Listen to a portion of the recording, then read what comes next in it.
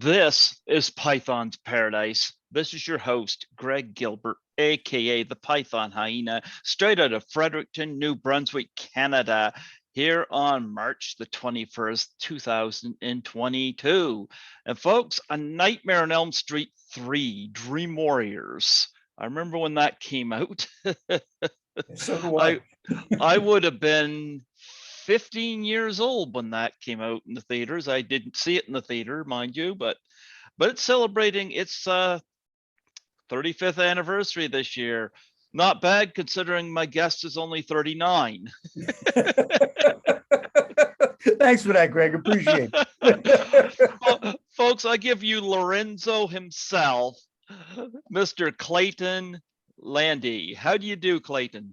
Hi, Greg. Thanks for having me. It's a great pleasure to be here. I see you model your hair off of Dennis Farina. I like to model my career off of a Dennis Farina. What a career that gentleman's had. What a terrific actor. Not bad for a cop, right?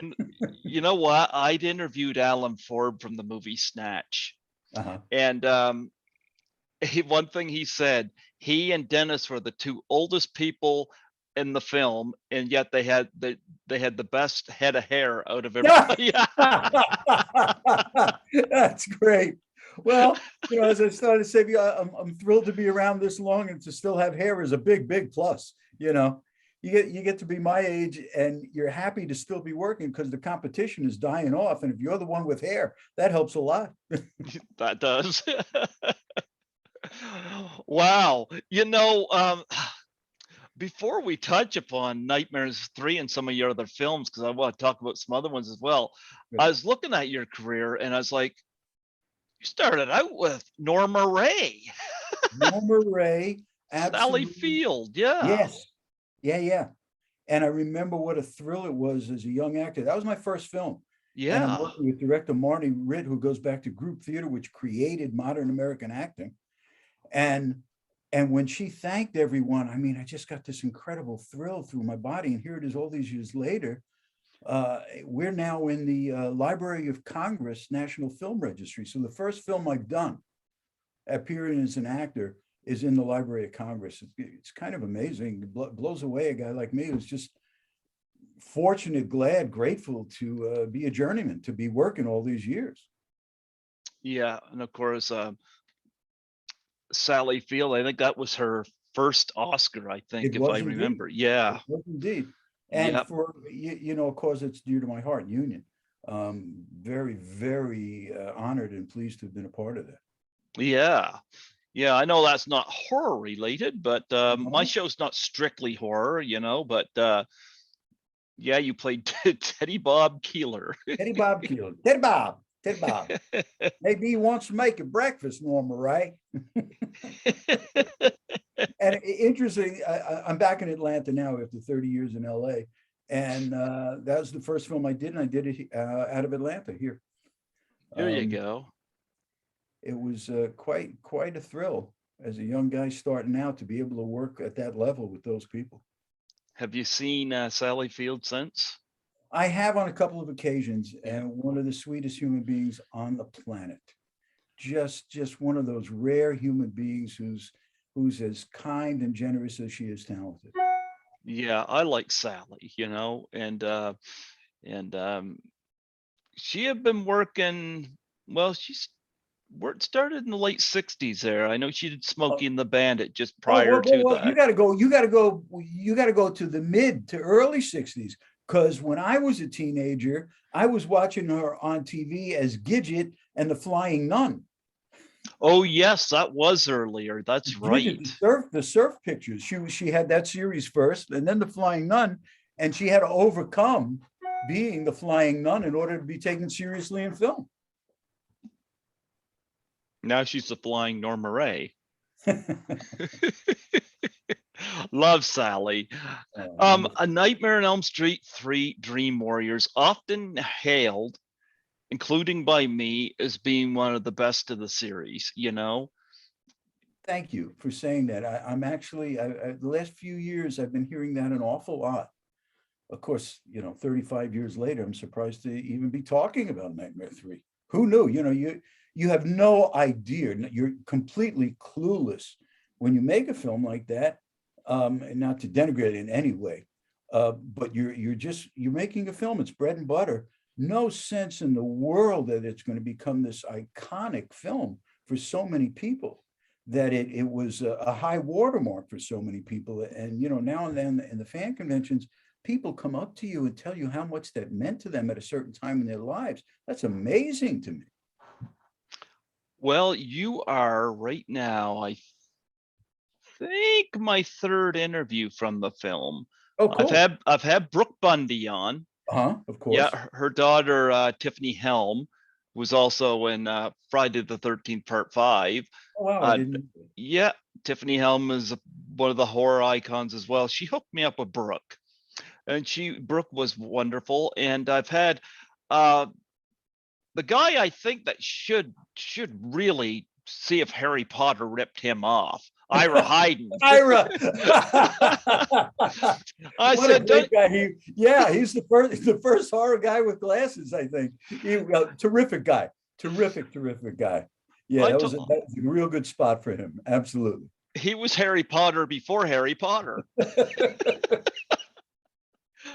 I had him on, and I'm right now told to reach out tomorrow. Ken Lagos. He's been Sagos. Oh, gee, I screwed that up. That's funny. Kenny and I, boy, I'm going to go back. We both worked, and it's so funny. I just saw something online today from a friend who was renewing his appreciation for Sid and Marty Krofft. I don't know if this is the exact opposite end of the world from horror, the world of Sid and Marty Krofft. All of a sudden, I can't think of the name of the big puppet.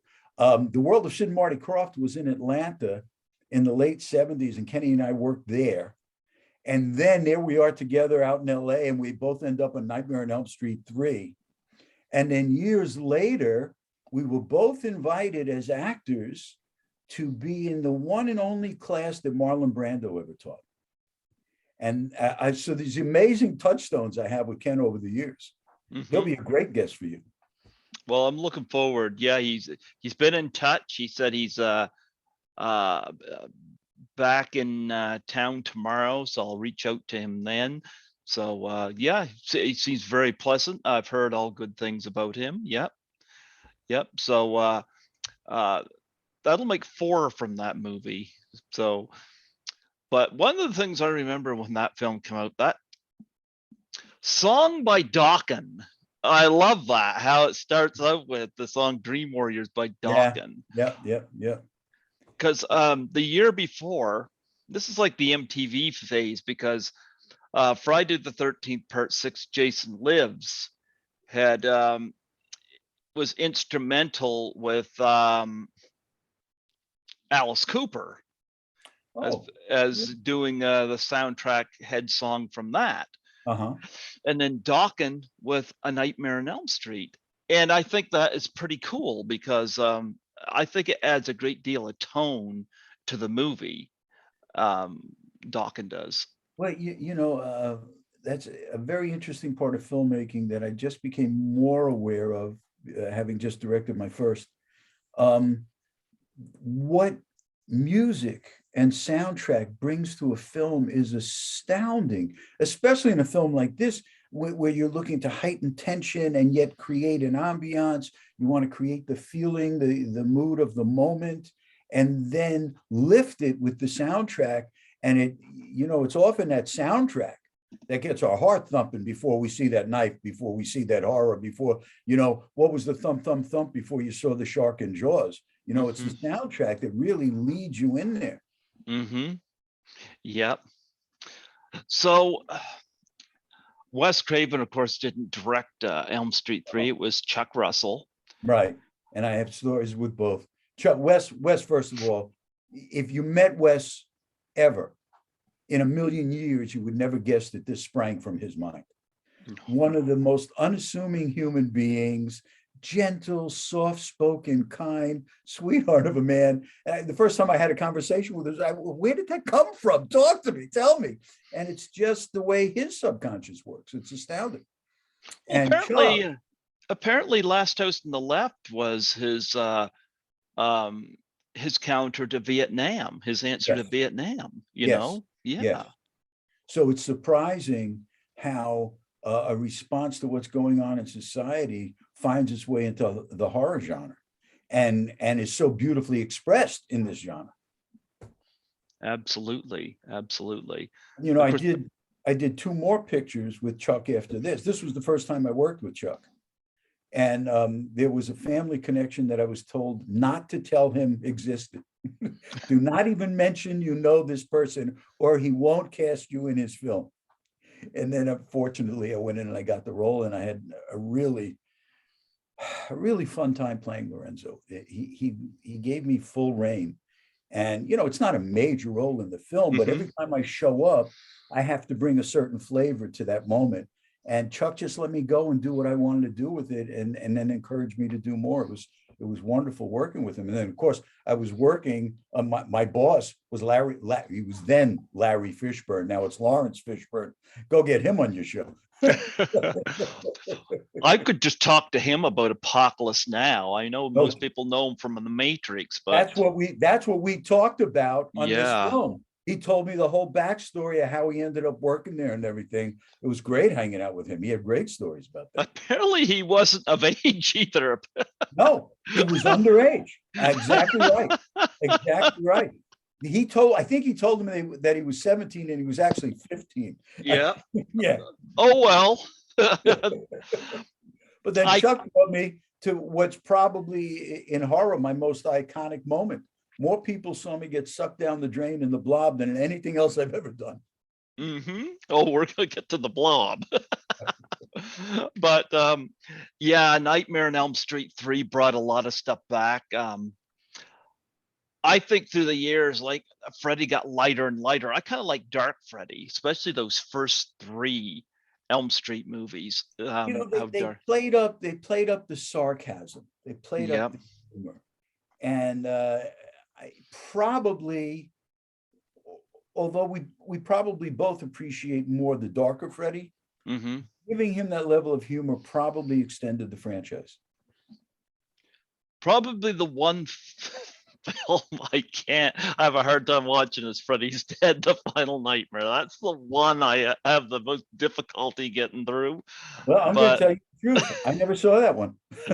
Didn't miss anything, but I mean, I've interviewed Lisa Wilcox, who was in 4 and 5. She's absolutely lovely. But you of course worked with Robert. Of course, Robert Englund is also involved with Zombie Strippers as well. Another highlight. I like to say my career goes from A to Z. Assault of the Killer Bimbos to Zombie Strippers. Yeah, we're going to get to that one too. You got a lot of bizarre titles in there. I got some. Every time a bunch of actors are shooting the shit over a drink, I win the bizarre title contest. Yep. Well, so was Robert Englund a better Freddy or a better zombie stripper? Well, the best zombie stripper was truly Jenna Jameson. I mean, let's be serious for a half a moment. If you're gonna do a strip, Robert Englund will be so offended you said that. Well, Robert Englund happens to be an amazing actor. You know, all the credit you give him for the franchise work he's done, but this guy's a trained Shakespearean actor. I mean, he's got it all. Yeah. No, he's really of us all. He's really an exceptional actor. He really is. Yeah, and a good guy. I know him well. My ex-wife and him are close friends. Lynn Shay, now being called the godmother of horror. I've had Lynn on my show. Have you? Yeah, back in 2018. I had her on for the anniversary of There's Something About Mary. Yeah. I've got Lynn on Facebook. Yeah. I love Lynn. I did too for a long time. We're good friends. We have a son we're very pleased with. I love Lynn. Yeah, well, I know a lot of people know her from the Insidious movies. I talked to her about those, but I was kind of into, like, I remember saying to her, I said, what if we did a crossover? You know, what would happen if when you went into that realm where that demon was, that you were the character you were in Kingpin? I was. Do you think the demon would have had a chance? I still think, after all the amazing work she has done in film, I think that Kingpin was her best creation. And I mean, I watched her create that in front of the bedroom window mirror. I mean, it was astounding. The word, that script literally said, describe the character as the ugliest, angriest woman on earth. And I said to her, no way you're going to get this role. This is, you're nowhere. How could you possibly be the ugliest, angriest woman on earth? And she went through the process of deciding how that would affect her physically, and created this makeup thing with rubber cement and oil and egg in the hair and egg wash on the face so the skin would be peeling, and tying the eyebrow. It was amazing to watch her create that character. She's as good as it gets. So how many times did you guys have a personal argument where she'd go? Fortunately, not ever. Thank God, not ever. I just find it funny that Woody Harrelson a couple of years before was the villain in Natural Born Killers, and in this he's bent over a toilet throwing up. And come on, one of the best shots in film ever, when they did the Mrs. Robinson shot through her leg. Oh him, yeah, right? Oh her, my all the God. veins on her legs. Yeah. Oh. And of course, then there's something about Mary where she told me that she's got like the fake breast, like framed on her wall or something like that. Yep. And don't forget, she was in the original Nightmare on Elm Street. I know. Yep, she was teaching class. Yeah, that's right. Exactly right. She was teaching class. She had to do that because Woody Harrelson wasn't paying his rent. But I mean, when you two split up, who got custody of Puffy? She still got Puffy. Still wrapped up? The last time I saw him, he was sitting on a couch. Oh, I love Lynn Shay. You know, I don't talk to her very often, you know, but I've still got her on Facebook. I know when she got back to me, she told me to do it through her management, and I did that, had her on, and not through Zoom. I started Zoom after the pandemic hit, you know, because I wasn't able to do it at the station, and this works out beautifully. But I had a wonderful chat with her, you know. So yeah, she must have been a hoot to be married to, you know. We had a good long run together. Yeah, I like Lynn. Yep, and she's got like a second wind going with these horror films that she's in now. It's astounding. It's really, they are calling her the godmother of horror now. She's done all of these great pictures in a row. They actually, I'm trying to think, it was New York Times or no, they did a piece on her in the LA Times. They did a piece on her in New Yorker magazine, where they said there are 3 women of a certain age working nonstop today: Meryl Streep, Helen Mirren, and Lynn Shay. Lynn Shay. Like, oh my God, that's not bad company to be keeping. Yeah. Well, I had her and Vanessa Angel both on from Kingpin. So Vanessa didn't get to work with her, but she definitely liked to work in it. I heard, I think it was Lynn Shay, I think was the one that said that the sound of silence playing during that scene was Randy Quaid's idea. Not a surprise. You know, and there's another connection. I went to college with Randy.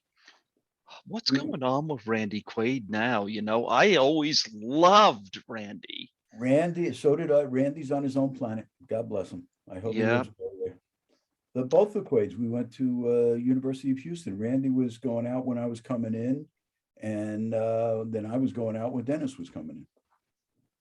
Well, I hope Randy is fine. Yeah, I always liked him. He was always a scene stealer, you know. But I don't know what's going on with him now, what these rants, but I like him, But yeah, Lynn taught class in the original Nightmare on Elm Street.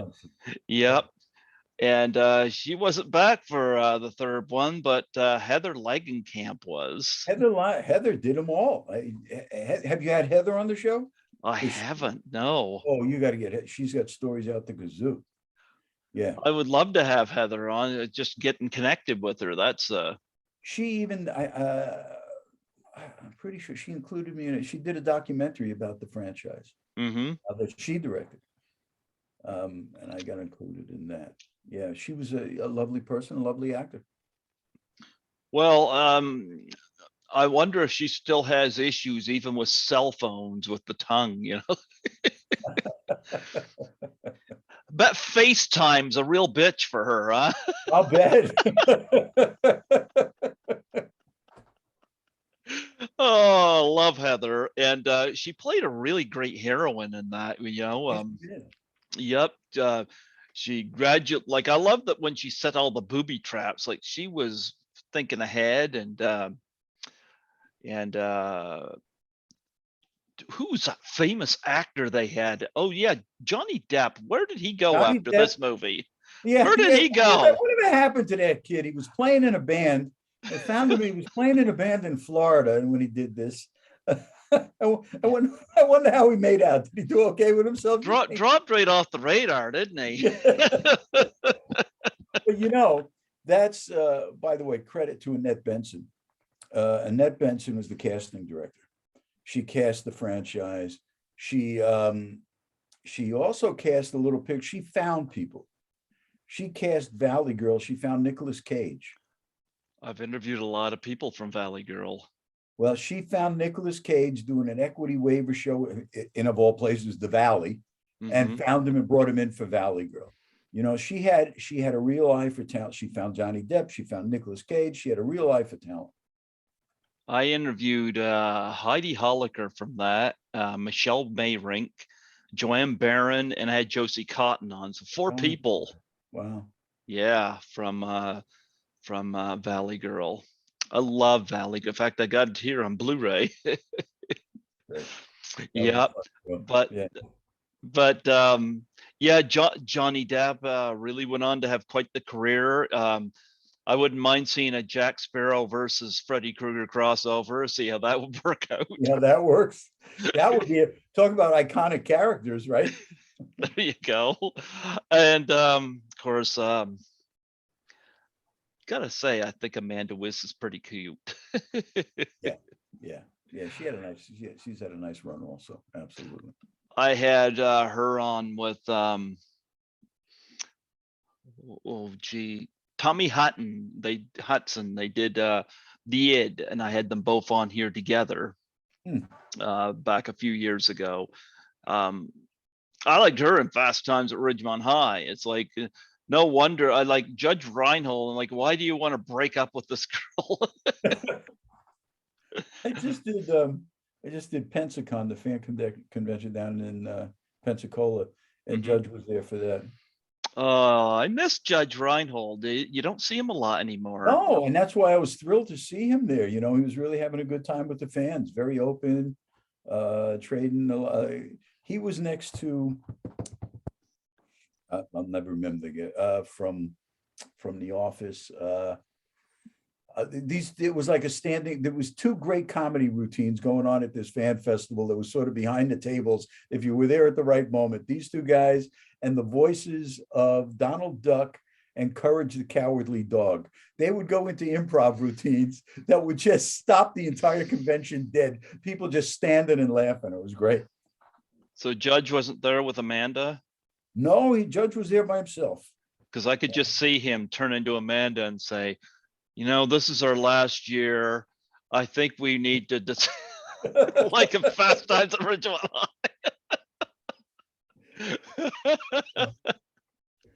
Oh, when did you start doing the conventions? I just did last fall. I got asked to do my first one right before Dragon Con was Monsterama here in Atlanta. I did that, and that's where I met the guys from Pensacon. They brought me down there. I know there's a Nightmare 3 reunion I haven't been invited to yet. That's Oh, they going on. better. It's going on at Texas Frightmare next month. But that's really an amazing new avenue. Again, you make these movies, you're just grateful to be a working actor, and now 35 years later, this is iconic for these people. It's astounding to meet people and have these conversations that these films that we made meant something to them in their lives. It's really quite surprising to me. Oh, yes, absolutely. Yeah, I got invited to, I've lived here my whole life. Here in New Brunswick. I had no desire to ever travel. Really? I'm going to be 50 this year. And I didn't leave here until 2017. Wow. Lisa Langlois, who was in the movie Class of 1984, she invited me to assist her at Horrorama in Toronto, and I could not say no to that. No. Yeah, so great time, right? I mean, isn't it amazing to see so many people who are so involved, so have such investment in these films and these characters and care so much about it. It's really stunning. Really, really stunning. Well, Lisa and I have remained friends. In fact, knock on wood, we're supposed to do a con together this fall. Great. Yeah. But Lisa and I have remained in touch, and I got the bug because every time I go to Toronto, I always meet up with Lisa and connect with her, But nonetheless, I've done 3 Horror-Ramas, 1 Toronto Comic Con, and last year I did Frightmare in the Falls, and I gotta say, Felissa Rose is awesome to meet. Yeah. Yeah, she is totally on the whole weekend, Yeah. But I love the cons. I got to admit, I'd never seen anything about it. I really enjoy them so much, and surprisingly, I've touched on so many different franchises. So there's all these people. Just when you think, well, Nightmare 3 is going to be the big one here, and instead people drive in from out of town to get me to sign their Blob posters. The last one I did, the big hit for me was Stargate Atlantis. I did an arc on there. I did a Star Trek Deep Space Nine, so some of those fans come up. This incredible mixture of fans. This Pensacon, they were interested because actually you mentioned Norma Rae and Samantha Mathis was there. We did Pump Up the Volume together. Yeah. So I've touched on all these things, and then there's the whole. I have a whole soap opera history as well. So there's all of that. It's interesting how they commingle and switch from one to the other. What's the most unique thing you've ever been asked to sign? A body part. We'll leave it at that. The first time I ever heard that, and I've heard it a lot since, but it was 2016 was the first time I heard it when I interviewed Caroline Munro. And she had mentioned it. Now I'm hearing it a lot more often. People get their body signed, and then they'll go off and get tattooed on. And then they'll tattoo the thing, and it's just like, are you? My mind just halts, freezes there. I can't quite imagine why. I've seen that too. My son plays in a band called Wand. They have 7 albums out, and the same thing at the after show. I've been with them at shows when they're selling the merchandise afterwards, and guys have come up and shown us their tattoos of their signatures and of the band. It's like amazing. People, isn't there just a little bit more in your life than that? Just a little bit more than having my son's name tattooed on your body. Yeah, I don't get that involved, but it is a pretty cool atmosphere. I understand the hobby and the joy that you get from it, but that's a step too far for me.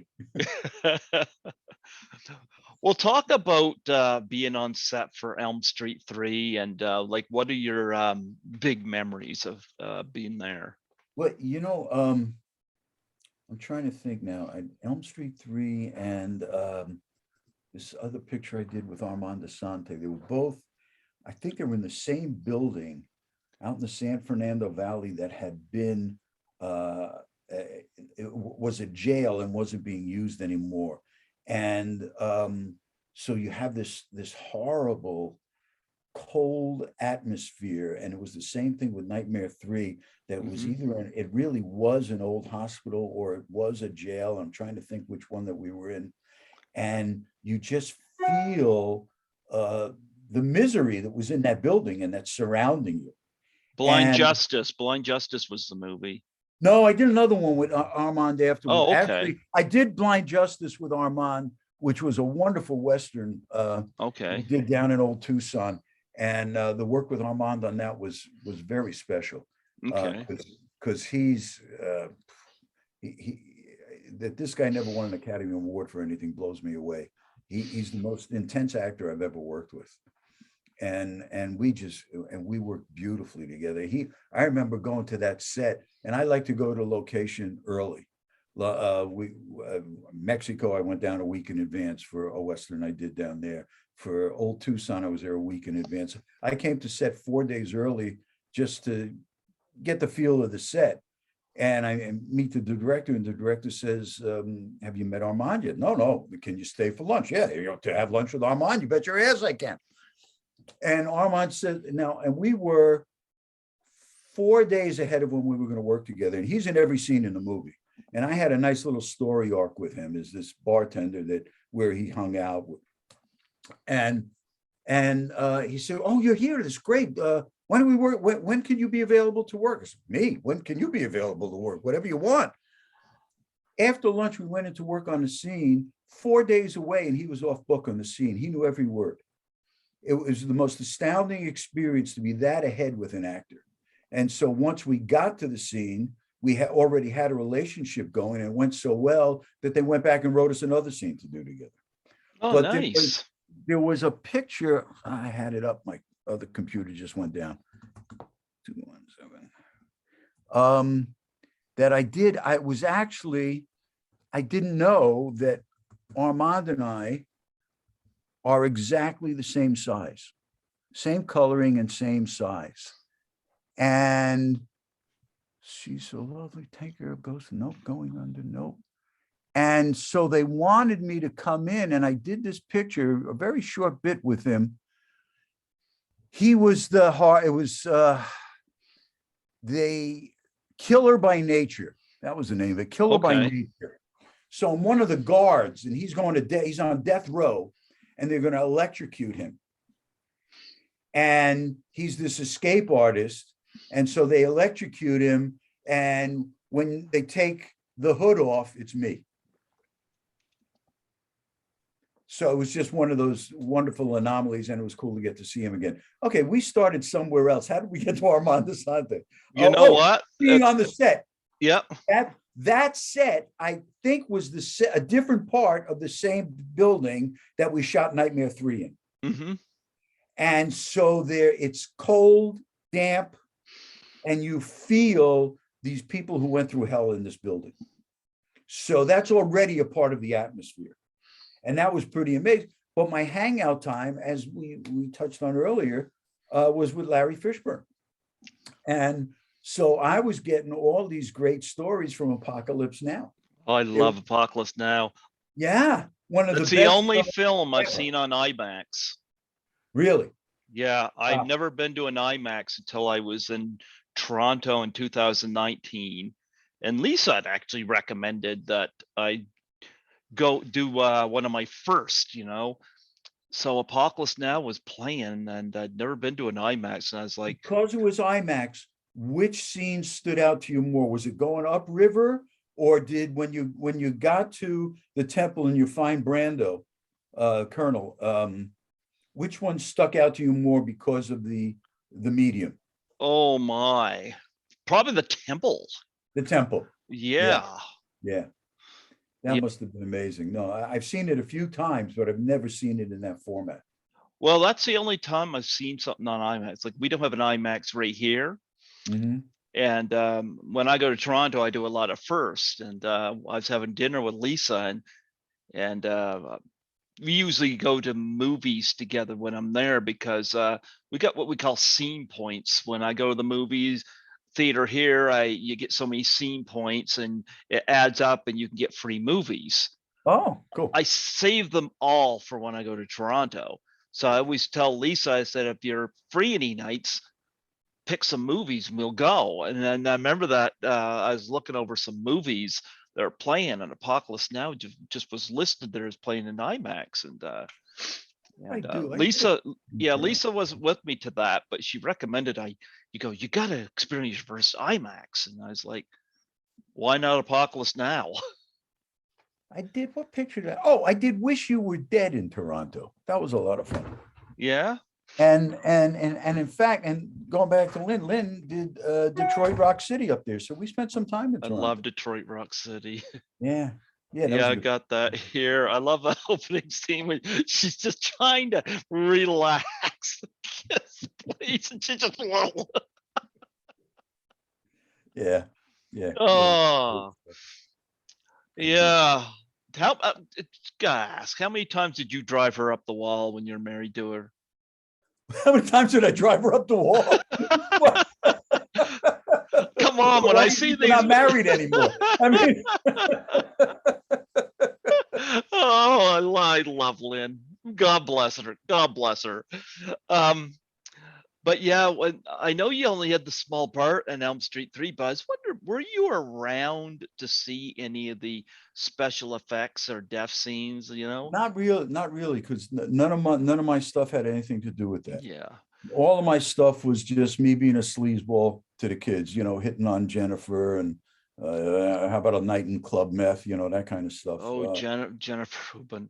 I haven't gotten her on here yet.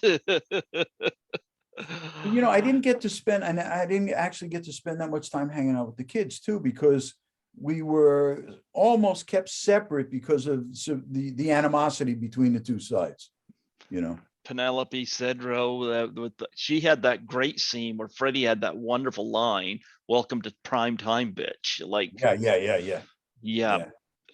So, no, I really like A Nightmare on Elm Street 3, and you had Craig Wasson in it, who was in Body Double and Ghost Story before that, and John Saxon is a real. Saxon's iconic.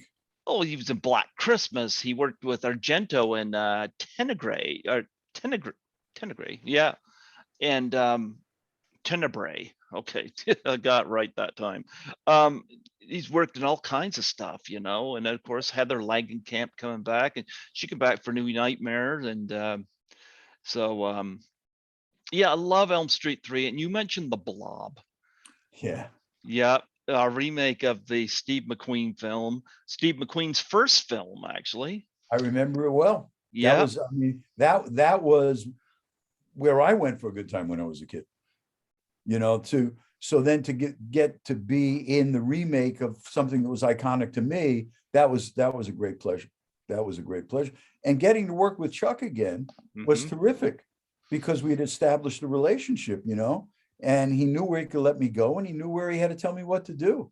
And it was really, this was one of the few times, I've done about a handful of the times where I was deeply involved in the special effect itself. And in those days, that wasn't green. There was no green screen or any of that. You had to do all of that live in the camera or live on the set. And that took, for instance, the Blob, I'm fishing around in the drain, and the Blob shoots up, grabs me in the face, and pulls me into the drain, sucks me down into the drain. We had to do that backwards. We did it in reverse, and they shot it backwards and then ran it forward, so that we started with it attached to my face. And then I had to do the motion backwards as if I was getting sucked down. I did it as being pulled up.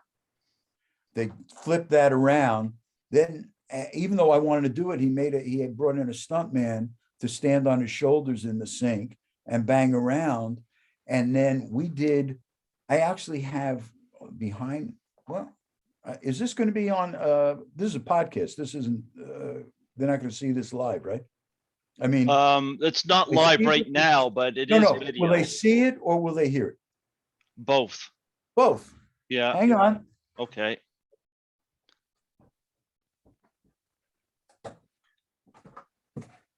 Now, when I used to do this at the station, it was just, oh, look at that. That's from the Blob. Look at that head cast.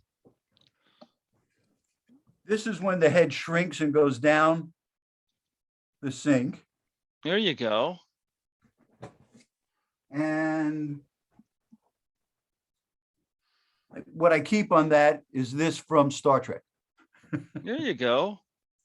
And I have, oh, wait a minute. No, that's the one from Stargate. Okay.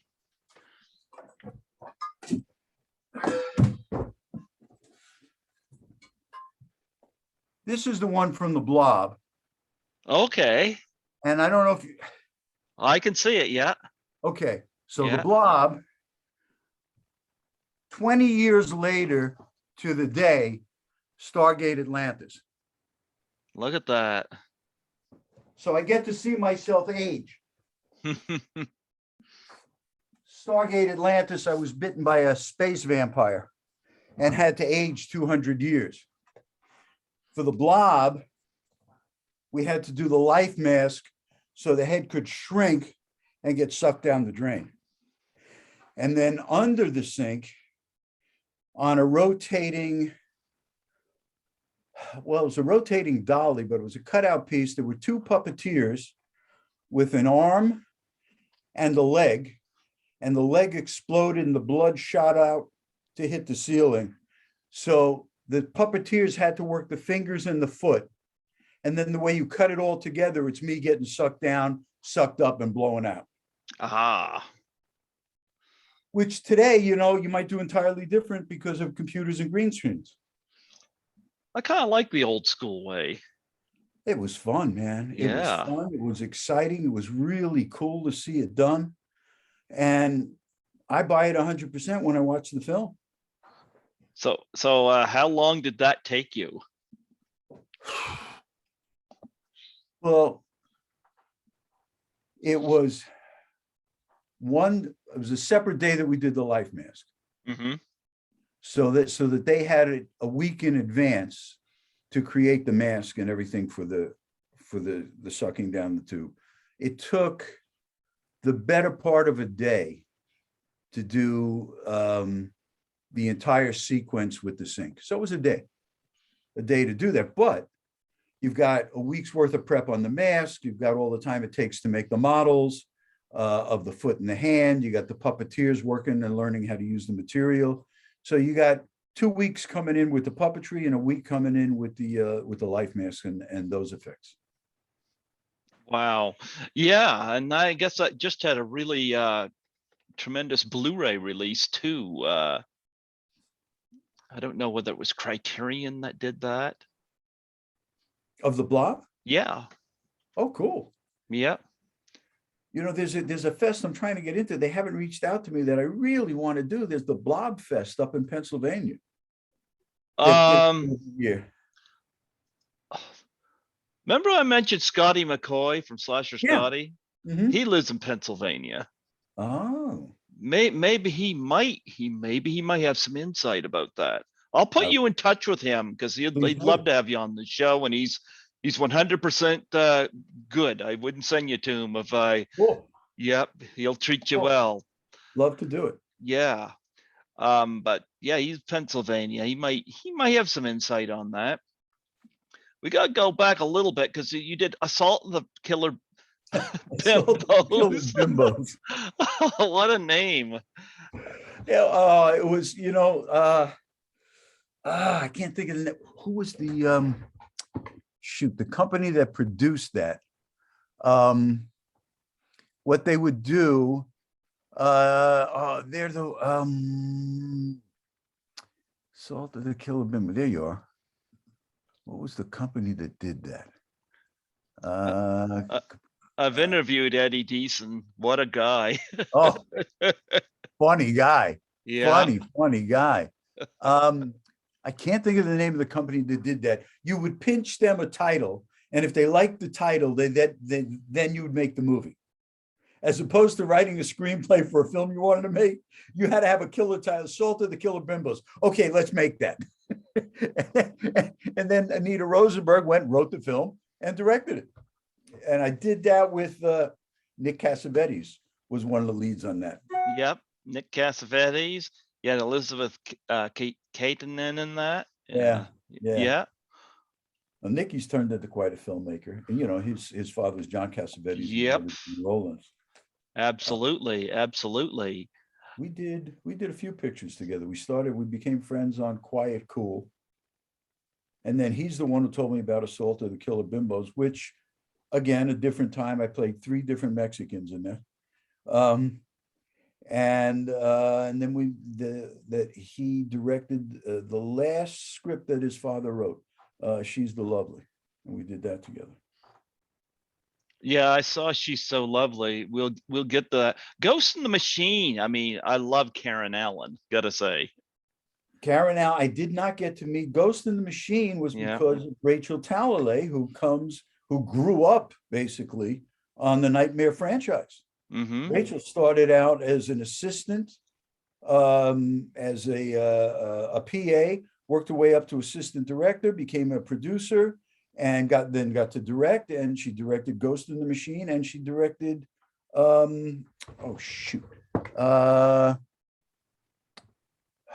Tank Girl. Mm-hmm. Tank Girl. Yes. Yeah. And of course, now she's done Doctor Who's, and she's done Sherlock's and all of that stuff. She's become a magnificent TV director. Talk about Tank Girl. That's gained a cult following over the last short while. You know, there's 2 films that I did that I had a lot of fun on, and I ended up being superfluous to the story and cut out: Zombie Strippers and Tank Girl. They were both great sets because people were there having fun. Mm-hmm. You know, you're doing a Zombie Strippers, you're doing a Tank Girl. You can't take yourself too seriously. You got to be a good filmmaker. I mean, you go back to Nightmare 3 and you go back to The Blob. You've got a filmmaker like Chuck Russell, who is excellent at creating the reality of the situation. Mm-hmm. You know, there's no fooling around with a director like that. This has to be real. This has to be believable. Otherwise, I don't earn the horror when it comes. Mm-hmm. And a film like Tank Girl and a film like Zombie Strippers, you're kind of walking a really thin line. Is it, you've got to have fun doing it. Yeah. Because if you don't, I mean, seriously, Zombie Strippers, really? It's very serious. my favorite line, she's reading the great Gatsby. No, what was it? She's reading this philosophy piece that's about okay, it's completely out of my mind, but it's one of the great philosophy pieces of all time, and that nobody can get through unless that's your central vision in life. And she becomes a zombie, and she looks at it, and now it makes sense. You know, you can't not have fun doing it. If you're not having fun doing it, first of all, the film's not going to make any sense. Second of all, you're going to be more miserable than you've ever been anywhere in your life. And so Zombie Strippers, and for me, it was the same thing with Tank Girl. It was this great comic book that Rachel really had the idea of. She knew how she was going to shoot it. She had Laurie doing the role. They're really invested in creating this world.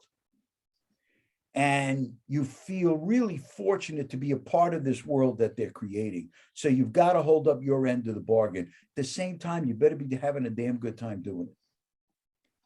And then, then it's disappointing when you see the film and your name's in the credits, but you're not on the screen, because you did spend the time trying to create a portion of the reality that fits with their portion of the reality, that fits with the world that they're creating.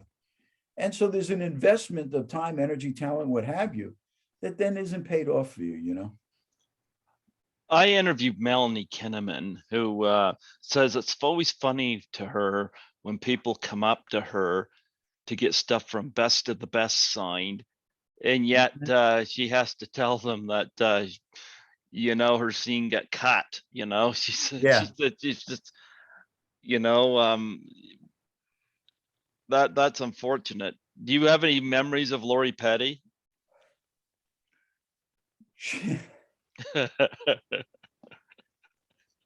I have other people's stories that I won't relate because they're not mine. Okay. I do remember her being intensely into being that human being. I mean, she took that as seriously as she needed to in order to create that world for herself. And she really, really cared about getting it right. She really did. Well, she's been starting to do the, maybe it's been a while now, doing the conventions, and Tank Girl kind of got itself another life through the convention scene, which right. Yep. Which frankly, I think it deserves. I don't think it got the notice it deserved the first time around. Mm-hmm. And again, I got no real dog in the fight because I'm not in the film anymore. But I thought that they really created, I thought that was a hell of a job to get that from comic book to screen. I really did. Yeah. I did see Racer in the theater. I remember that Arnold Schwarzenegger. Don't blink or I'm gone. One of the funniest moments I ever had working on a film. I shouldn't say I'm not going to say very famous actor that I worked with a couple of times. If you saw the film, then you'll know who I'm talking about. I worked with him in this film. And we're in the dressing room. It's a Schwarzenegger film. And this actor is name-wise of the same stature and has been spoken of in Academy Award circles a number of times. And he's also famous for having been through, 5, 6, 7 different marriages. and he's telling a story. He had just gotten, it was like either his 4th or 5th divorce. And he said, she wanted half of everything. I gave her half of everything. I took out a chainsaw. I said, you want half of everything? Here's half of the dining room table. Here's half of the couch. And he literally did that in his house. He chopped every piece of furniture in half and gave her half. Oh my goodness. You worked in. I won't tell you who it was because I think there'd be a hit out on me if I did. Yeah, I think I know who you're talking about. You got to work in a couple movies with John Travolta. Always loved John Travolta. She's so lovely. And Civil Action. Civil Action was great. I didn't actually work with him on. We were in the same picture. She's the Lovely, which became She's So Lovely for marketing purposes. I did work with him on Civil Action, and it was really interesting. There was a scene I did with him and Robert Duvall, and they were eliciting my testimony. And it's interesting because you're sitting there with Robert Duvall, this Oscar winner, this amazing, incredible actor. Travolta's contract, because he always flew home to his family. Travolta's contract was at 5 p.m. he's done. Didn't matter where you were in the scene, where the coverage was, what you had to do after that. 5 p.m. came, Travolta got up and left, and Duvall just watched him walk out. Look of God bless. This look of amazement came over his face as he watched him leave the table and walk out of the room. We're in the middle of the scene.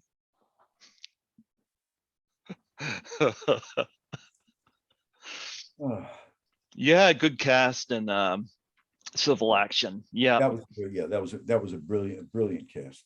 yeah. I especially thought it was funny when they have to really cut down things. William H. Macy is in his office vacuuming and dumps the ashtray and say, "Fire the cleaning staff. We'll dump our own ashtrays." You know, that's one of those stories. It was a true story. Mm-hmm. One of the corporate horrors in America. I think that's, to me, that's a bigger horror story than a Nightmare on Elm Street 3. Yeah. What corporations get away with in this country like that? People die, what's the I'm blanking out on films. This is the wrong time to be blanking out on films. The woman who became a lawyer's assistant in California because people were dying and no one was taking it seriously. This was the same story. This was in Massachusetts. They were leaving a pit of death there, and people in the neighborhood, the community, were dying of cancer because the corporations weren't cleaning up their own mess. But it was a great film, a great writer. And it's always wonderful just to be able to have that level of material to work with. Mm-hmm. Look at that, you got a fan. Oh, hi, what a cutie. See that, Skittles? He thinks you're a cutie. Skittles says you're using me for hits and likes. You're exploiting me. Skittles, you're staying here for free, you freeloader. Funny. Skittles is like, you're embarrassing me. Do you have pets? Cats. We have cats as well. Yeah. See, he's got kitties. Does your cat get up on your bed in the morning and walk around and look you right in the face? Cat wakes you up. Goes to sleep at your feet and wakes up on your face.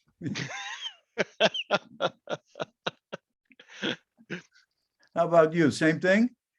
Well, he doesn't wake up on my face, but he'll get up. I'll feel him thud on the bed, and he'll walk around, and he'll go right around to my face and look me right dead in the eye. I'm like, Skittles, your wake up time and my wake up time are two different things. Very funny. You mentioned you had done Wish You Were Dead in Toronto. I'm going to be frank, I had not heard of that film until you brought it up, and I'm clicking it on here, and I'm like, wow, this looks like something I should check out. You got a great cast in that. Carrie Elwes, Elaine Hendricks, Christopher Lloyd, Mary Steenburgen, Sally Kirkland, Gene Simmons. Yeah. Len, Robert. And who? Lynn Shay, Robert Englund, Billy Ray Cyrus. And all because of the director, Valerie McCaffrey, who was a casting director and a manager we all knew. And she just asked each of us, we didn't even audition for that. She just asked us to do it. Wow. It was fun getting to know Gene Simmons. I mean, you all the makeup and everything. And here's this incredibly intelligent guy. When he came on tour through town, they were at the Four Seasons, and my son, he had us up to the hotel room and he did card tricks for my son. It was like, this is Gene Simmons. Mm-hmm. Yeah. And Chris Lloyd, God, the first Western I did, Chris is 8 years older than I am. He played my father. That's what a great character actor he is. So you're telling me he's 47? Yeah, right. Exactly right. This is 47 and I'm 39. Thank you again. Yeah.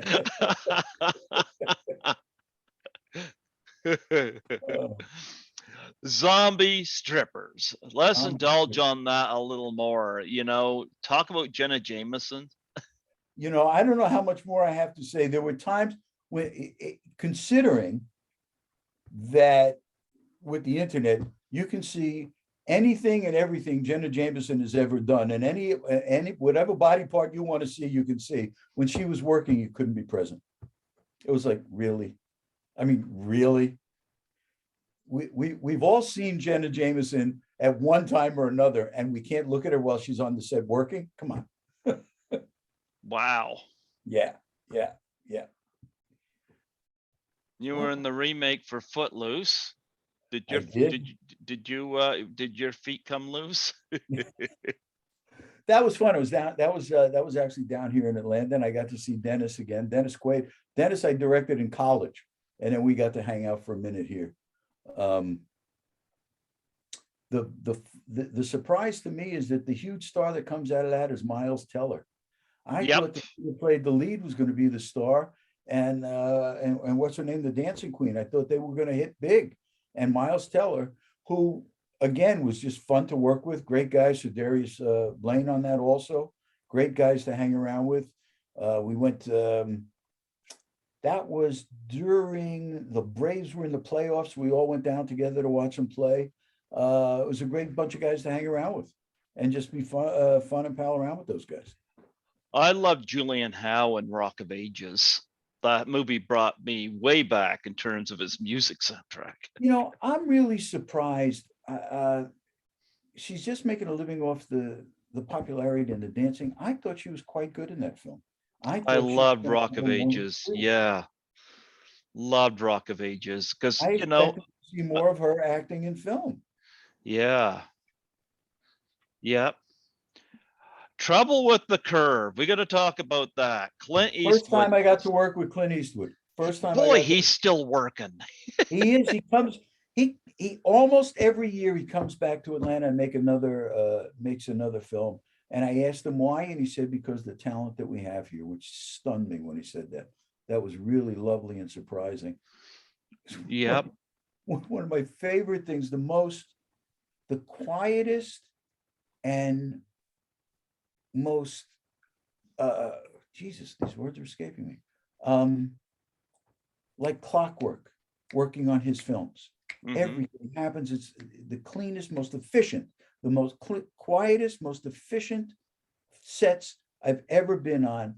And I asked him about that, and who else could say something like this to you? I asked him, how is this possible? What I just said, quietest, most efficient set I've ever been on. He said, well, you know, I was having lunch with the president. I can't remember which president. Who can say that? I can't remember which president I was having lunch with. And he noticed the Secret Service guys all talking into their cuffs. And on his set, every department head has got the mic in the cuff, and they all have the little earbuds. So the next scene is already set up and waiting for you. You never hear a raised voice on the set that isn't in a scene. And you do fewer takes because everything is ready to rock and roll the minute you step on the scene. It was just a phenomenal opportunity, and very sweet guy. Surprisingly, I sat down, a friend of mine is in the first half of the scene in Sully. And so a typical scene like the one we shot in Sully could take, it's a minimum day, could go as much as 3 days on a big budget film. We were done before lunch because of how efficient that crew was. And we're actors, we're hanging around for lunch. So we sit down for lunch. I got up to get some silverware. I was sitting opposite my friend, and I turn around and I see my plate is sitting next to him instead of opposite. And I see the backs of two heads, a guy and a girl. I walk over there, and Clint and his girlfriend came over to have dinner, have lunch with us. And we just sat. Wow. We shot the shit for a half hour with Clint Eastwood and his girlfriend. It was just tremendous. Clint Eastwood is going to be 92 this May, and the guy is still going. I admire that. Still, not just still going. You know, if you're 92 and you're showing up on a set and you're doing a little scene here or there, that's one thing. If you're 92 and you're showing up and you're the star of the film, that's another thing. But if you're 92 and you're showing up and you're producing, directing, and starring in the film, and sometimes doing the scores and the score as well, yeah, those brilliant jazz scores that he did for Bird, and that's a phenomenal human being. Yep. And I got to tell you, that's a high watermark for me to have worked with that guy twice. Yeah, just tremendous, and quiet, caring, and an artist of the highest degree. People don't give him credit for what a complete artist he really is. Like you said, he can score them, direct them, produce them, star in them. Yep. And not one of those areas is he excelling less at than the others. He's hitting them all at the same high bar. That's pretty phenomenal. Yep. Oh, he's extremely admirable that he keeps going. And he does it because he enjoys it, it's like he doesn't have to, he just enjoys it. He's a complete master at it. You just hang around him and you get in a master class. I gotta talk about Scary Movie 5.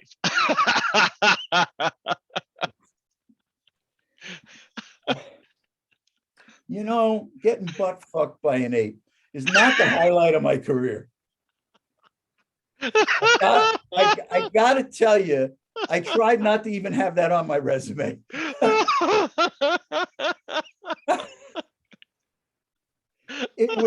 That's gotta be the quote on this interview. Being butt fucked by an ape is not the highlight of my career.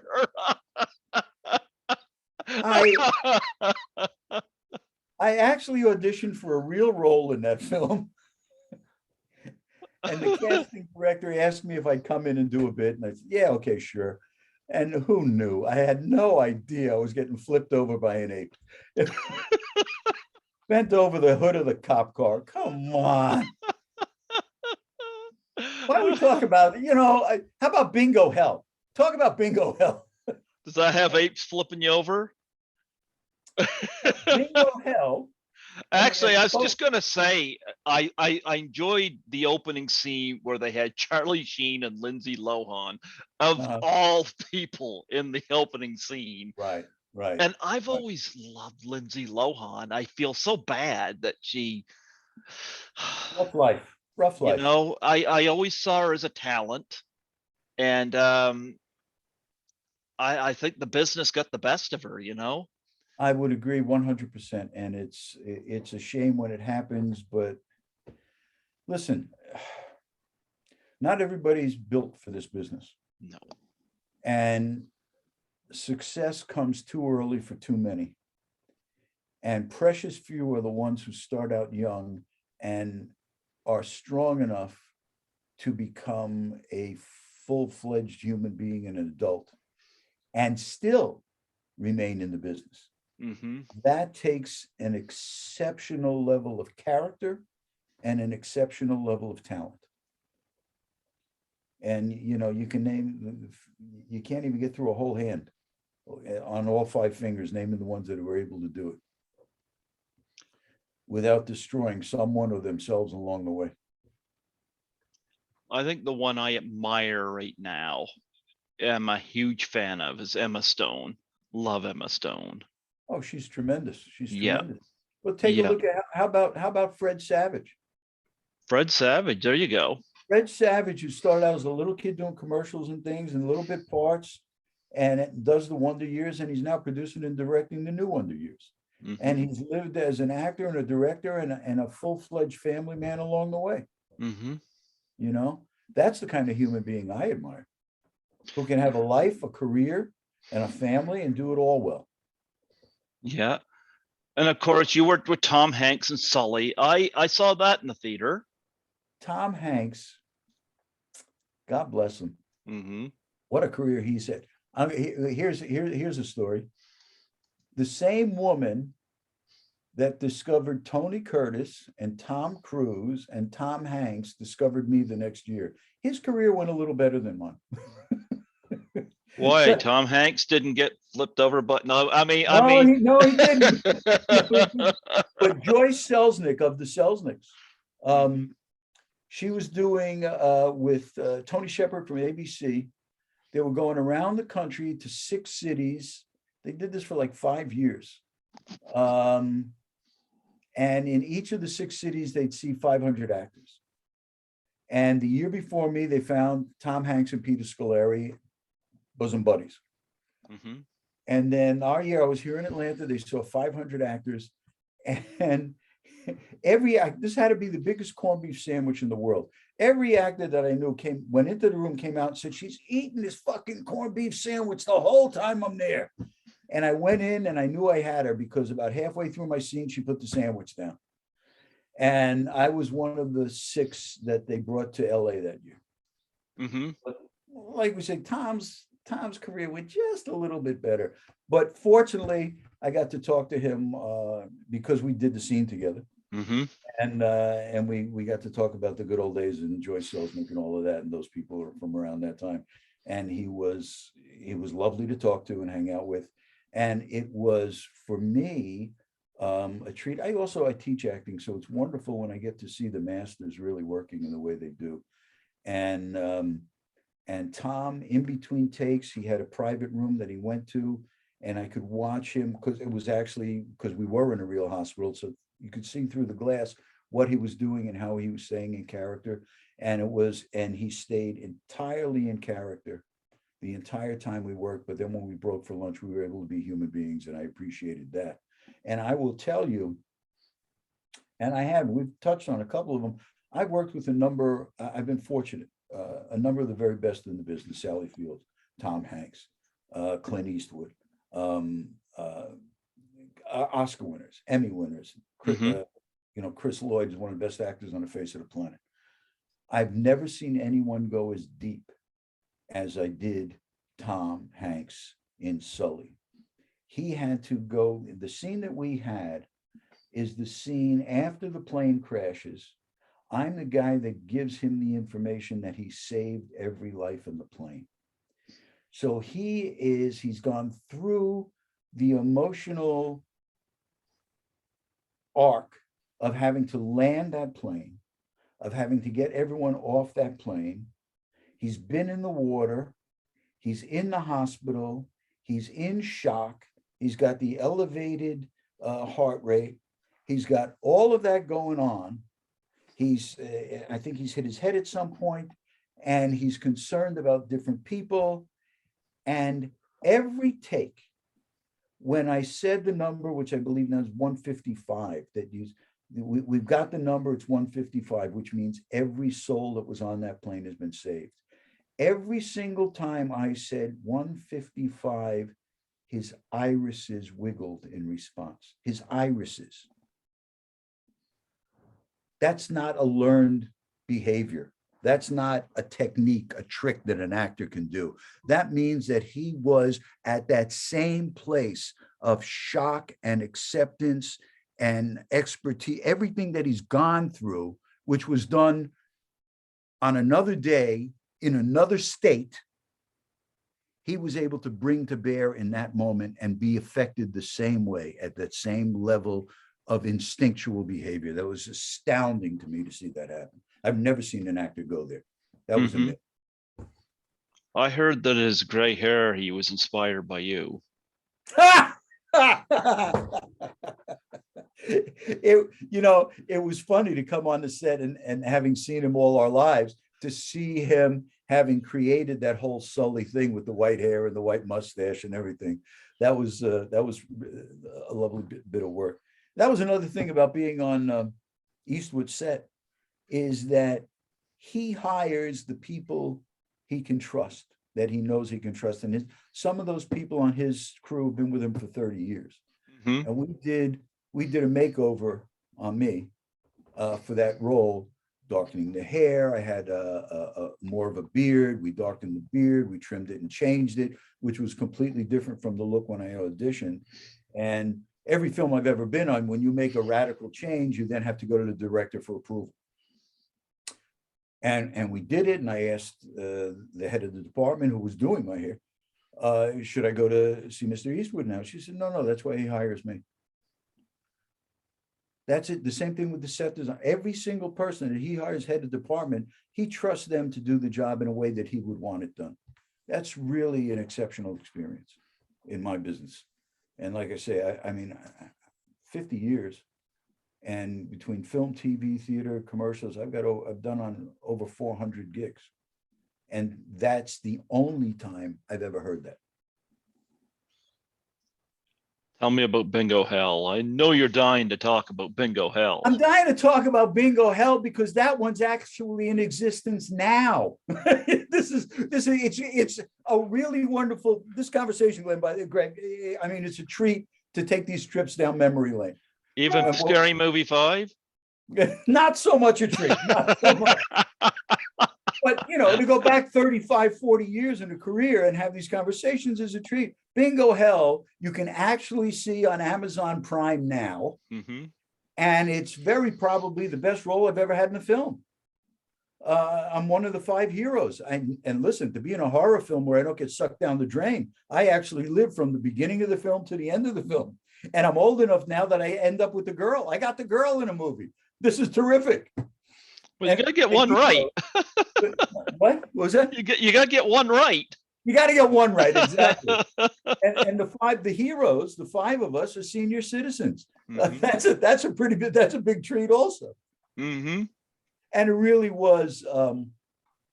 I really think it's the best film that I can think of. It's the best role I've had in a film where I'm in the film for the entire film. Mm-hmm. My arc, the arc of my character, mirrors the arc of the film. I do get the girl.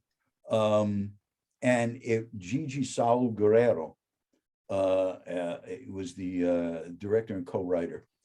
And we did it for Amazon and Blumhouse. Okay.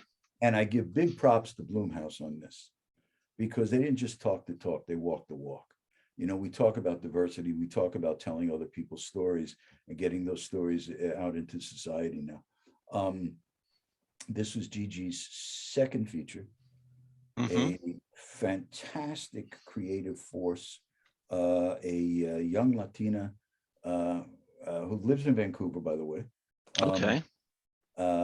She's based there. She's from Mexico. And this is a horror story from a young Latina's perspective. And the true hero, Adrienne Barraza, who was Academy Award nominated for Babel, is patterned after her grandmother. So to have a grandmother be the kick-ass hero of a horror film is pretty damn cool in my book. And of the 5 heroes, I'm the old white guy. Everybody else is a human being of color.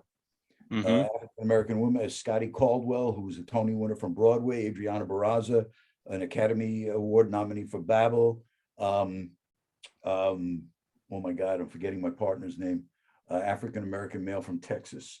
I'm the only white guy. The only other white guy in the film is the bad guy. And it really was the opportunity of, here was a woman who knew the story inside and out, knew exactly what she wanted in every frame of the film, and at the same time was completely and totally open to whatever it is you had to bring forward. So I had a suggestion, the very first scene that we shot, just a couple words I wanted to change to make it more personalized for my character, and at the same time make it more universal, give him a little more backstory. And she was completely open to that. And because it was something that actually moved the scene forward, from that moment on, every time we went to do a scene, she asked me what I thought. Was there anything I wanted to bring to it? It was amazing to be asked that every single time. Do you have anything you'd like to add? You have something you want to say here, something you want to do here? Was a real treat to have that level of respect on a film. Mm-hmm. As opposed to getting fucked in the butt by an ape. Yeah, Charlie Sheen had Lindsay Lohan. You got screwed over. Yeah, that. I got screwed by an ape. Trust me, I would rather it have been Lindsay Lohan. Oh, I would have preferred Lindsay Lohan too. She was so hot in Mean Girls, I gotta say. Yeah. So, I haven't seen Bingo Hell. Oh, I did see your acting reel, and I know there was a scene from it. So tell us what the film is about. Whet our appetite. Oh, well, it's this barrio of Oak Springs. Everybody who lives there, it's sort of our last stop on the spectrum, if you will. Okay. And it's very much, as I mentioned earlier, if you've got a good director and a good story, when you get to the horror, you've earned the horror. 10 kids running in the woods, hiding behind the chainsaw. You didn't earn anything for me. I know somebody's going to die this time, and the idiot who goes to running for the car is going to die next time. This is actually a group of people, and it's about the family you choose as opposed to the family that you have. We're we've supported each other. We've fought off the gangs and we've created our community. And now this demon comes in to take over, and the demon is representative of, well, money. You know, what do you call it when a neighborhood is taken over? The old people are forced out by money. The new money. Yeah, that word's escaping me at the moment. Yeah. But that's what it's about. And the demon, by the way, Richard, fuck. Richard Blake? Yes, thank you. Richard Brake. Oh, Richard yeah. Brake, who is a brilliant actor. You've seen a bunch. I mean, he's been in Batman. He's been in Game of Thrones. This guy's tremendous. This is a guy. He's been in a lot of Rob Zombie movies. Yeah. And when you lock eyes with him, you know something is going on, and it's scary. It's you can't break. He's the one who always breaks away. You can't break that hold of eye. He's brilliant. He's the demon, and he represents the money. And he does it. He's going to take over the neighborhood through the bingo hall, which is our sanctuary. It's our place where we hang out and we have fun and we have everything. And he's going to take over the neighborhood through the bingo hall. And then we find that it's actually this demon that we have to fight off. And so and there are some horrible deaths in it. And there's good horror that's well earned. Any apes in it? No apes. God, no apes. I end up with a girl and not an ape. It's a joy. I gotta wait till I talk to Scotty. I gotta say, Scotty, ask him about Scary Movie 5. I'm just the apes are coming, and I get flipped over the hood of the car, and the ape takes me from behind. Just wait. It's not a good day to be a cop. You just wait. Somebody hears this interview and they show up and dressed as an ape.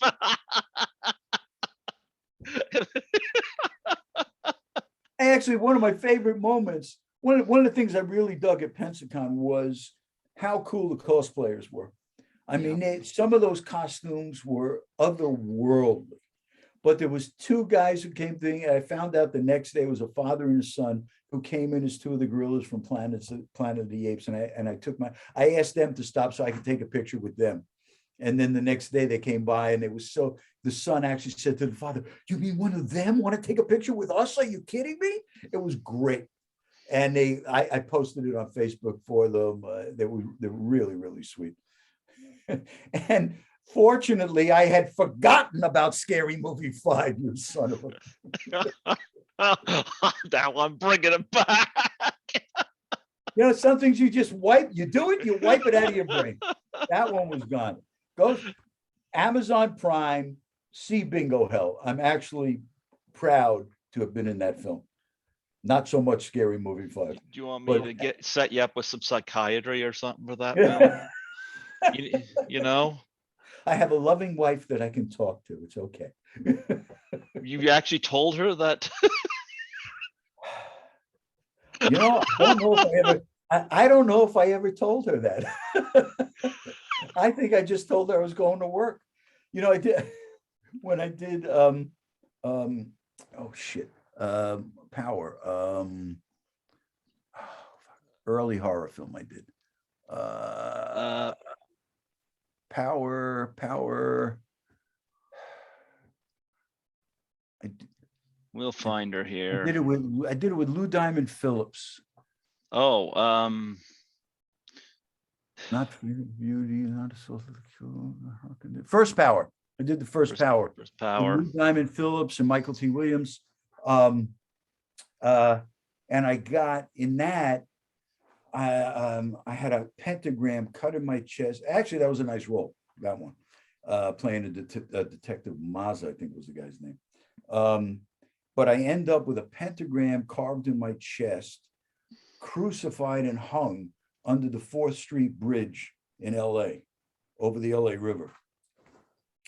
And on the last day, we did the shot of me under the bridge. And they put a stuntman up there. And they did a close-up on me, and they did the long shot on the stuntman. And I said to the stunt coordinator, you know, you're paying him, you could have paid me. I go up there and do that. He said, whoa, you would do that? I said, absolutely. It's a job. It's a day's pay. And it's double the pay because I'm doing the gag. Great. I'd love to do it. So I went home, and I'm wrapped. And I go home, and Lynn was pregnant with our son at the time. And the next day, in the morning, I get this phone call. Would you really do that gag? I said, absolutely. Said, all right, come on down. We're going to shoot it again with you. So I went and did it. And now she's pregnant with my son. I'm not going to tell her I'm hanging under the 4th Street Bridge by my wrists and my neck. She said, so you went there? How did it go? I said, oh, I just kind of hung around all day.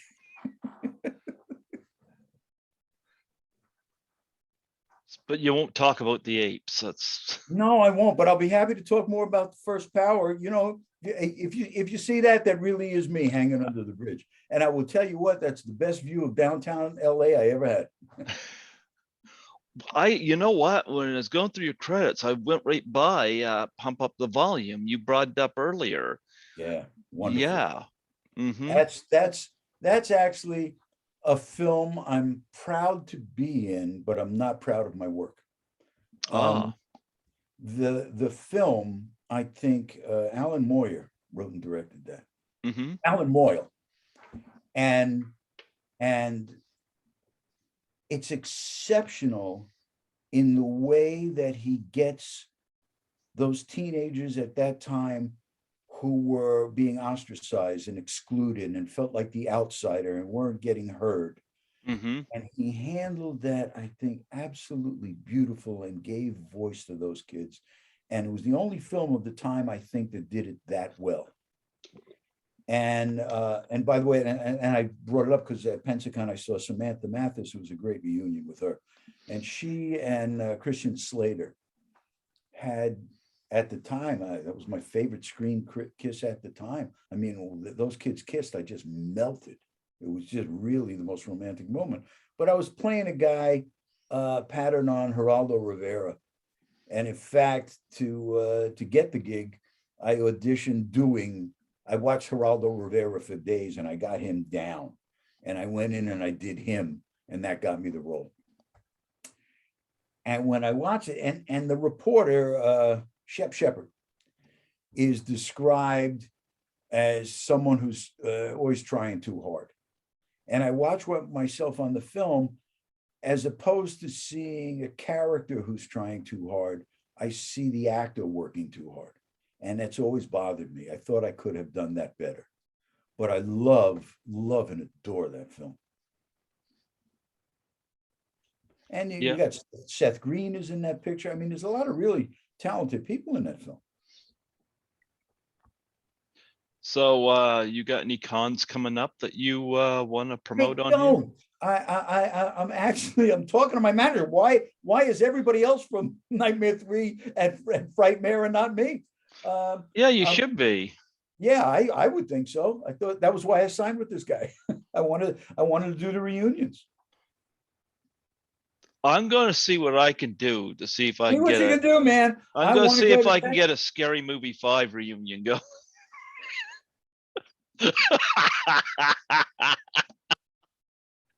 You know, people are going to hear this and they're going to know that I'm in this movie thanks to you. You're turned straight. And I'm never going to forgive you. Lynn Shale, forgive me. Maybe Lynn will, yeah. But it's a good thing you're in Canada and I'm down here in Atlanta, man. Oh, you've had quite a career, though. The people you worked with, Clint Eastwood, John Travolta, Sean Penn was in one of your movies. You had Amy Adams. You had oh my goodness. By the way, I'm gonna say, I told you that moment with Tom Hanks where I never saw anyone go deeper. Mm-hmm. But the most amazing moment I ever saw, when She's the Lovely, I play this character. I got to meet Robin Wright, who's I'm a huge fan of. Mm-hmm. And then I'm at this bar, and Sean Penn comes in, and we have a moment. He shoots me in the gut. He jumps up on top of the bar, has this bizarre monologue, and runs the length of the bar and dives through the plate glass window at the end of the bar out onto the street. We shot that downtown LA. Mm-hmm. And he did take after brilliant take. And Nikki would talk to him, and what about this way, and what about that way? And Sean, by the way, some people have a talent for reading a script and just sit down and can cold read it and you get it. Absolutely not Sean.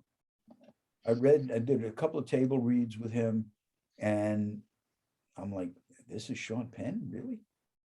You get on a set, and this guy is living in another world, another planet. It's phenomenal, the depth of character that he brings forward, that he creates for himself, that he can then say anything as that human being. And Nikki said to him, okay, we got everything we need. Now, just do one for yourself. And he jumped up on this bar, and it was the most amazing, stunning, compelling improv I have ever seen in my life in this business. As if he was channeling dialogue, words, monologue from another universe. I mean, he somehow brought in Venus and Donald Duck and every moment of it was completely and utterly believable and stunning. And he went down and he ran the length of the bar. And the only time I have ever seen this in the business, the entire crew stopped and gave him a standing ovation. And again, I've done hundreds. I've been on hundreds of sets. I've never seen a crew applaud. They stopped and gave him a standing O. It was that compelling. I've been really fortunate, the talent I've worked with. Absolutely. And I've had some moments too. I mean, my favorite moment in the business, maybe in my life, because of that film, I was in Cannes. I was doing a play in New York, and it closed early, and we went to Cannes to see the film. And I ended up having dinner with Lauren Bacall, who was like, that was my college wet dream. I mean, my God, I was a bogey fanatic my entire life from when I was a little kid. To graduate college, I had to do a 12-page paper in theater history, and I ended up doing 24 pages on Bogart. And the week before going, I had seen, for the first time ever, they showed at the New Art in LA, the director's cut of The Big Sleep. And then a week later, there I was on Altman's yacht, and Lauren Bacall comes. I ended up having dinner with Miss Bacall, who actually said to me, call me Betty. Just me and her had dinner for 45 minutes, and I heard Bogey and Bacall stories straight from Bacall's mouth. It was the most stunning, wonderful moment I've had in this business in 50 years. Oh, wow. Incredibly fortunate. Yeah. Wow, that is awesome. That is awesome. You know, I was going to ask if you had any charities that you want to plug and promote on here. Well, I have a number that I support, frankly. Mm-hmm. But I will say I actually have a birthday coming up this week. And I'm not going to tell you which one, but it's more than 39. I'll tell you the truth. Oh, I thought you got to 39 again. Well, that's an old Jack Benny routine that I used to do. I'm 39 again. I celebrate the anniversaries of my 39th birthday. But I'm doing on my Facebook page, I'm doing raising money for the ACLU. I support a lot of causes, but the ACLU is the one that carries the battle flag. And they're fighting for us every single day that we have to deal with the horrors foisted upon us by the people who are supposed to be leading us. Yep, I hear you there. We'll have to do something special for your birthday. You know, I'll let the zoo know. See if I can send some apes over to your birthday party. So you send me a signed poster from Scary 5. That'll be fun. You're gonna get them after this. I tell you that. Oh wow, yeah, I gotta check out Bingo Hell. Bingo Hell, please do. I like that film a lot. I really do. And that's one of the great joys, was working on that one, because we really, we did it during COVID. Yep. So we were completely under the union's COVID rules. So we were basically bivouacked in a hotel in just outside the French Quarter in New Orleans, and we were all in the same hotel. So we were living and working together, and so we became a close-knit group.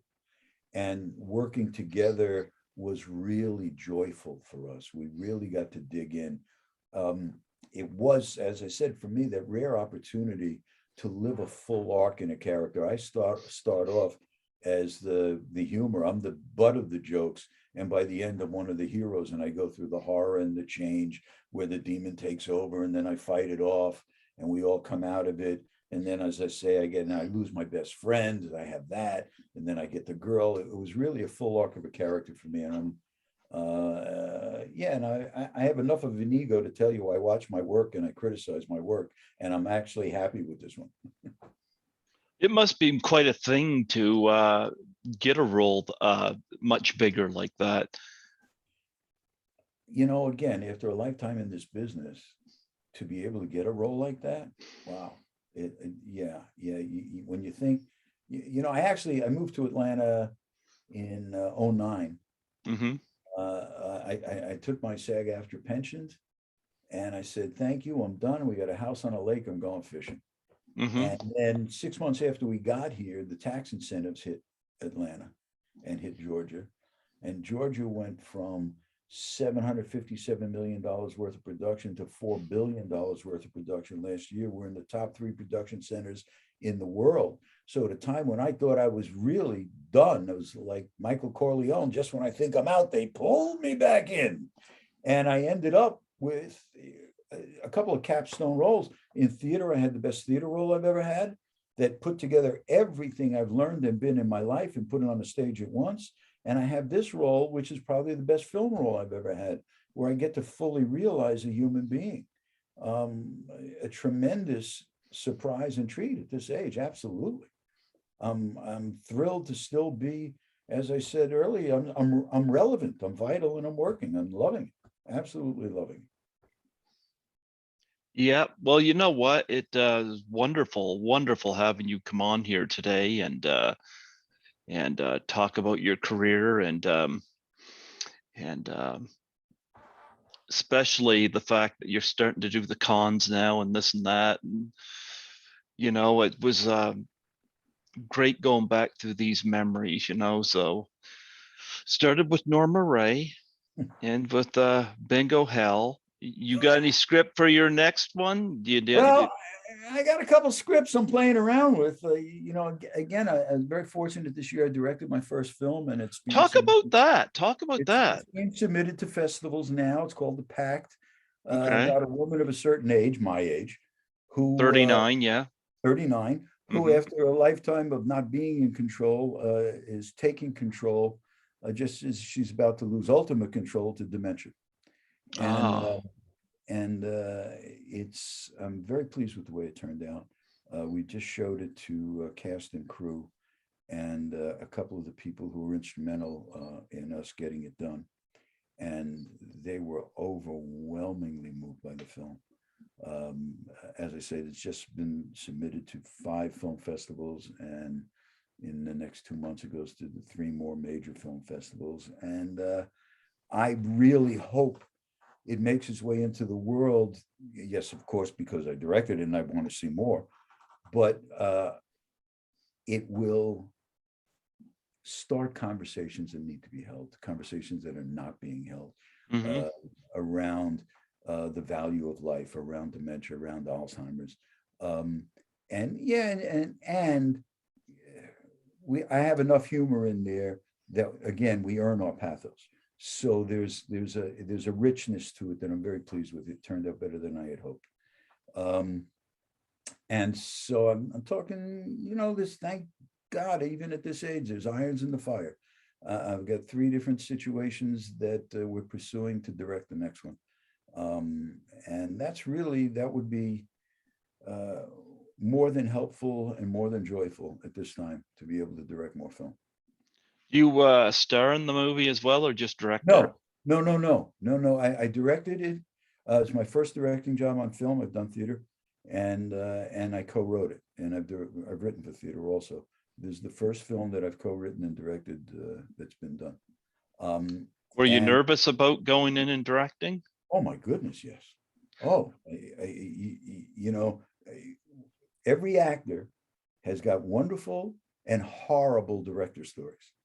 Every one of us has someone we would never work with in a million years for no matter how much money offered, and someone we'd work for nothing at the drop of a hat. And you surely want to be the latter and not the former. And you wonder, can you tell the story the way it deserves to be told? And in fact, actors, directors, writers, we're all storytellers. It's the great joy in our life is to be able to tell story for a living. And the surprise to me was that at certain junctures in the film where I thought I might have issues and I might have questions and might be stumped, answers came. They were always right there at the fingertip. And at the same time, when I knew I needed a little help, I had seriously good people around me to make suggestions. And so we never got hung up in the creative process. The story was always being told. And when we got to our first assembly, I was thrilled to see that the film we hoped would be there was there on film. No, it was tremendous joy. And I really hope to recreate the joy of that situation. So what did you bring to this film that you think you might even strengthen or heighten on your next film that you direct? Again, the storytelling. The being able to sharpen the arrow, put the point on the arrow, to know more clearly which portion of the story needs to be told in this moment, not just in this scene, but in this moment, each moment through the scene, what needs to come forward. And I know that it's going to help me as an actor, having seen it as a director. What directors do you take your cues from and your directing style? You know, I was fortunate to come up during, I think, there was a great period for directors. Scorsese, Coppola, that period of time. I mean, The Raging Bull was one of the greatest films I've ever seen. Yep. Every element of film, there's portions of the film. I've never forgotten the sound of the flash bulbs when he's going down in the ring. Yep. And I'm a huge Scorsese fan, from Mean Streets all the way through. After Hours to me is one of the most underrated he did. Fun. I love that film. What fun that film is. I love that film. Absolutely. You know, and my God, Spielberg, Scorsese, Coppola, The Godfather's one of the greatest pieces of film ever to be conceived, you know. But I also have, I'm a huge fan of John Huston. Falcon, Treasure of the Sierra Madre. My friend Lisa, that I told you invited me to my first con, she worked with John Huston in a movie called Phobia. Oh my gosh. Oh yeah. Wonderful. Yep. See, there are angles and shots in Maltese Falcon that have stayed with me for my entire life. And I can't say that there's a certain, I know that there were things that I did in this film because of seeing that film so many times. Yeah, I love hearing that. Yeah. You know, I'm not going to say I did this shot because of that shot, but I know one shot that I did for sure because of a shot of Sydney Green Street. So, you know, you have to have those influences if you're going to be a filmmaker. You have to know where you're coming from so you can know where you're going to. The filmmaker who doesn't do their homework is the one I don't want to have a conversation with. If you think because of your ego, oh, I know how to make a film, maybe not. And maybe I don't ever want to see you again. Okay. But talk to me about people.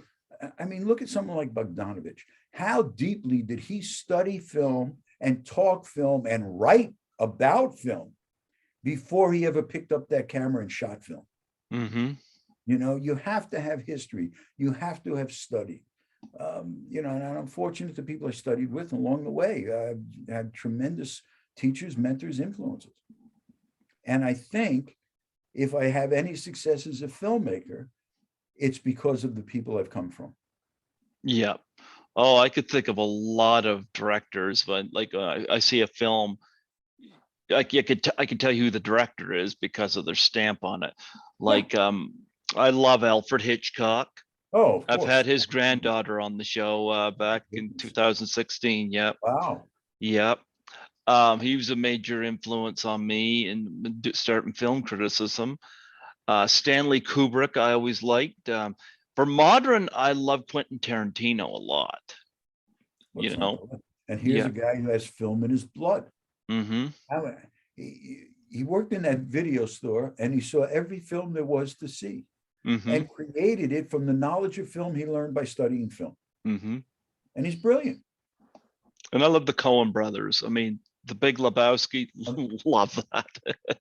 Well, go back to Arizona. Yeah, Raising Arizona. Yeah. Raising Arizona. What a brilliant film that is. Mm-hmm. I mean, what a take. That's the first time I think I saw a film that was directed by more than one person. And I can't conceive of that because you have to be so singular in focus to direct. You have to be open to influence and idea, but you have to have a singular vision. So be able to share a singular vision with another person, that's amazing to me. Did you not see the Zucker's Abraham Zucker movies? Yes, I did. Come on, love Airplane. Come on. Airplane is very funny. Yeah. And I enjoyed, and I was stoned out of my mind when I saw it and laughed from beginning to end. But how long and how much have they had careers in film, and how much influence have they had as opposed to the Coen brothers, who have had distinctive careers over decades, who soaked up all their influences and are so singular of vision and style and tell stories so beautifully that they are influencing generations to come. That's very different to me. Very different. I see your point. Yeah. I see your point. I mean, I worship at the Coen brothers' feet. Mm-hmm.